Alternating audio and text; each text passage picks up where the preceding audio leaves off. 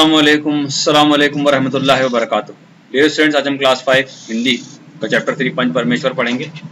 जुम्मन शेख और अलगू चौधरी में गहरी मित्रता थी। उन्हें एक दूसरे पर अटल विश्वास था।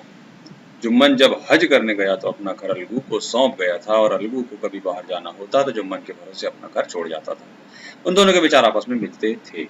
जुम्मन शेख की एक बूढ़ी खाला मौसी थी।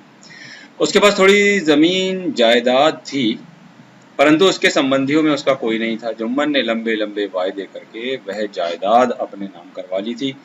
जब तक जमीन की रजिस्ट्री नहीं हुई थी तब तक खाला जान, ये यहाँ पर जो नुक्ते लगे हैं ये सब गलत लगे हैं। जैसे ये जायदाद में लगा हुआ है गलत है, ये खाला जान में लगा ये गलत है। ये एक्चुअली खा के नीचे होना था और यहाँ जमीन में जा के नीचे होना था।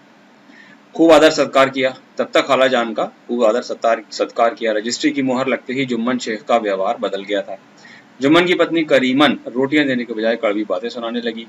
कुछ दिन तो खाला जान ने सब कुछ सुना, पर जब सहा न गया तब जुम्मन से कहा, बेटा तुम्हारे साथ मेरा निर्वाह नहीं होगा, तुम मुझे रुपये दे दिया करो, मैं अपना भोजन पका लिया करूंगी। जुम्मन ने धृष्टता से उत्तर दिया, रुपये कहाँ क्या यहाँ उगते हैं? खाला बिगड़ गई। उसने पंचायत करने की धमकी दी। जुम्मन बोला, हाँ जरूर पंचायत करो, फैसला हो जाए। पंचायत में जीत किसकी होगी इस विषय में जुम्मन को कुछ संदेह न था। एक दिन संध्या के समय एक पेड़ के नीचे पंचायत बैठी। खाला ने कहा, पंचों आप लोग जानते हैं कि आज से 3 साल पहले मैंने अपनी सारी जायदाद अपने भांजे जुम्मन के नाम लिख दी थी। जुम्मन ने रोटी कपड़ा देना कबूल किया था। इतना समय मैंने रो धोकर काटा, पर अब दिन रात का रोना सहा नहीं जाता। मुझे न पेट की रोटी मिलती है और न ही तन का कपड़ा। मैं एक बेबस बेवा हूँ। आप लोग कुछ राह निकालो तो उस राह पर चलूं। मैं पंचों का हुक्म सर माथे पर चढ़ाऊंगी। सरपंच किसे बनाया जाए, इस प्रश्न पर जुम्मन शेख और खाला जान में कुछ कहा सुनी हो गई। अंत में खाला जान ने कहा, बेटा पंच न किसी के दुश्मन होते हैं न दोस्त। मैं तुम्हारे मित्र अलगू चौधरी को सरपंच मानती हूँ। जुम्मन शेख मन ही मन खुश हो गया। अलगू चौधरी सरपंच हुआ। उसने कहा, शेख जुम्मन हम पुराने दोस्त हैं, मगर इस समय तुम और खाला दोनों ही हमारे लिए समान हो। जुम्मन ने कहा, खुदा गवाह है, मैंने अपनी बूढ़ी खाला को माँ के समान सम्मान दिया और उसे कोई तकलीफ नहीं होने दी। अलगू चौधरी जुम्मन से तरह तरह के सवाल करने लगा। जुम्मन को आश्चर्य हो रहा था। तभी अलगू ने फैसला सुनाया, जुम्मन शेख, पंचों ने इस मामले पर विचार किया है कि खाला जान को माहवार खर्च दिया जाए। यदि यही हमारा फैसला है। अगर खर्च देना मंजूर न हो तो रजिस्ट्री रद्द समझी जाए। फैसला सुनते ही जुम्मन शेख सन्नाटे में आ गया। उसे अलगू से ऐसी उम्मीद नहीं थी। वह फैसले का बदला लेने की प्रतीक्षा करने लगा। उसे ऐसा अवसर जल्दी ही मिल गया। अलगू चौधरी 2 बैल खरीद कर लाया। उन बैलों में से एक बैल मर गया तो उसने दूसरा बैल गांव के समझू साहू के हाथ बेच दिया। समझू साहू ने महीने में दाम चुकाने का वादा किया।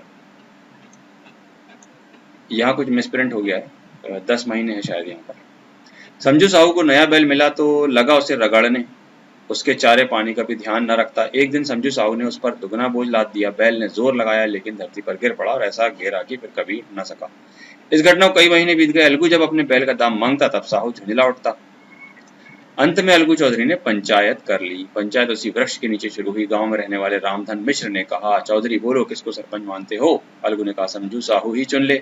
समझू ने जुम्मन को सरपंच चुना तो अलगू का कलेजा धक धक करने लगा, लेकिन उसने स्वीकार कर लिया। जुम्मन जब सरपंच के आसन पर बैठे तो उनके अंदर जिम्मेदारी का भाव पैदा हुआ। उन्होंने सोचा कि मैं इस वक्त इंसाफ के सर्वोच्च आसन पर बैठा हूँ, मेरे मुंह से जो निकलेगा वह खुदा की जुबान होगी, अतः मेरा सत्य से डिगना उचित नहीं। दोनों पक्षों की बात सुनने के बाद जुम्मन ने फैसला सुनाया, अलगू चौधरी और समझू साहू, पंचों ने तुम्हारे मामले में अच्छी तरह विचार किया।